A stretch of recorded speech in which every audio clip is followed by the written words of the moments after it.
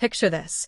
You're living peacefully in the mountains when a wild bobcat shows up at your door with an injured kitten.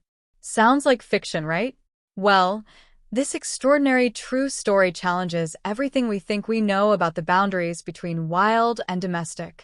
In the secluded foothills of North Carolina's Blue Ridge Mountains, Jamie Carter had traded her corporate law career for something far more meaningful: wildlife photography.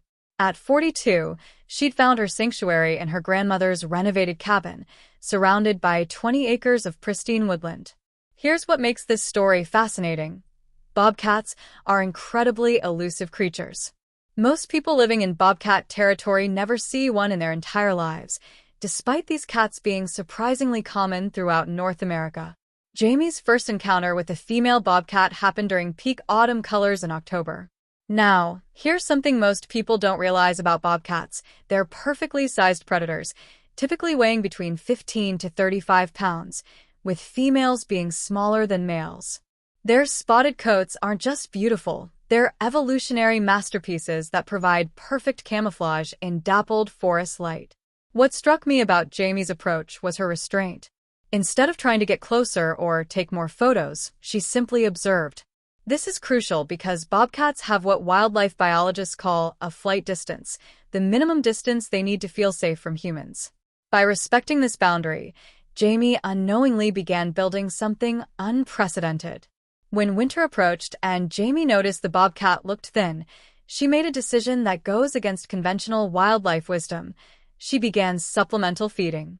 Here's the science behind why this usually backfires. Regular feeding typically creates dependency and habituation, making wild animals lose their natural fear of humans.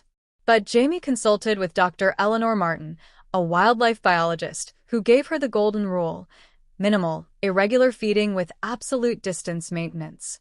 What's remarkable is that Jamie noticed the bobcat was likely a mother.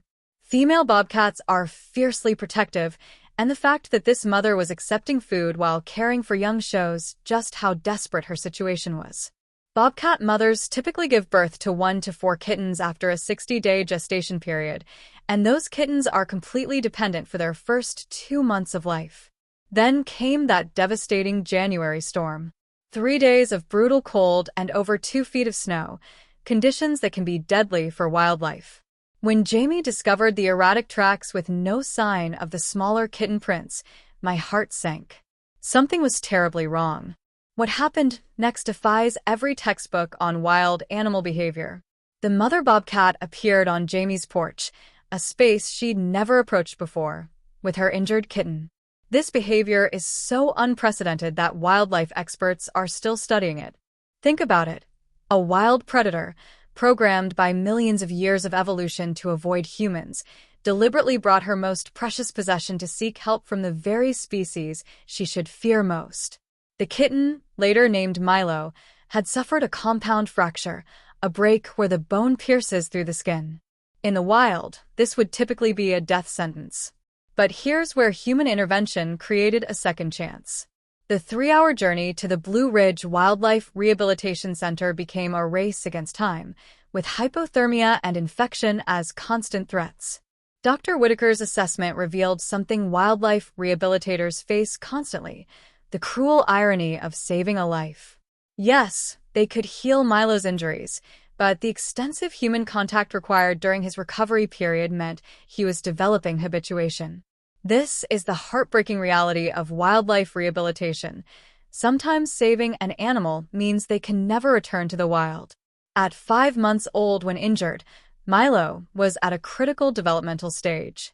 Bobcat kittens naturally begin learning to hunt around 3 to 4 months, perfecting these skills by 8 to 10 months. Missing this crucial learning period while in human care meant Milo's wild instincts were being replaced by comfort with human presence. What touches me most about this story is Jamie's response to this reality. Instead of simply letting Milo go to a distant sanctuary, she committed to becoming a certified wildlife rehabilitator. This isn't just about obtaining permits. It involves extensive training in animal behavior, nutrition, veterinary care, and enrichment techniques. She literally restructured her entire life around keeping her promise to a wild mother. The enclosure Jamie built wasn't just a cage. It was a carefully designed habitat incorporating natural elements like trees, rocks, and flowing water. Modern wildlife enclosure design focuses on providing behavioral enrichment that allows animals to express natural behaviors even in captivity. For bobcats, this means climbing opportunities, hiding spots, and hunting simulations. But here's the most extraordinary part: the mother bobcat's continued visits. After Milo's arrival at Jamie's property, his mother began appearing regularly, sometimes engaging in silent communication through the enclosure mesh. This behavior challenges our understanding of wild animal emotional capacity and social bonds. Wildlife biologists call this contact through barriers, a phenomenon observed in various species where family members maintain connection even when separated by physical barriers. The fact that the mother bobcat accepted this arrangement suggests an intelligence and emotional complexity that many people underestimate in wild animals.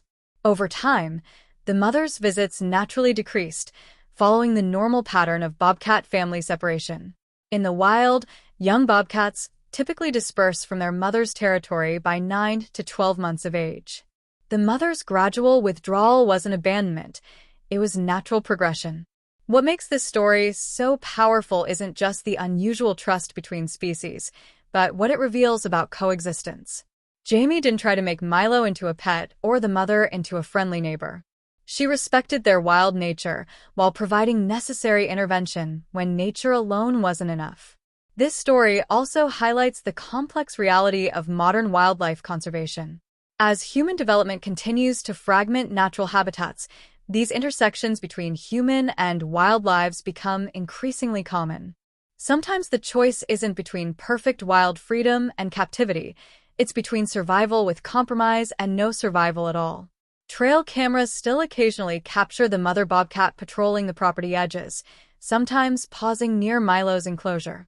These glimpses suggest that their bond, while transformed, endures in some form.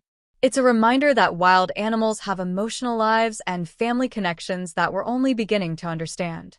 The broader lesson here goes beyond one bobcat family. It's about recognizing that conservation isn't always about maintaining perfect separation between human and wild worlds. Sometimes it's about finding ways to coexist that honor both our human capacity for compassion and the intrinsic value of wild lives. Jamie's story demonstrates that extraordinary trust can develop between species when approached with respect, knowledge, and genuine commitment to welfare over sentimentality. The mother bobcat's desperate gamble paid off not because Jamie anthropomorphized the situation, but because she responded with appropriate action guided by scientific understanding and ethical responsibility. In our increasingly connected but often nature-disconnected world, stories like this remind us that we share this planet with creatures capable of remarkable intelligence, emotion, and trust. The question isn't whether we should intervene in nature, but how we can do so responsibly when intervention becomes necessary for survival. The greatest gift in this story wasn't just Milo's survival or even the unusual trust of his mother.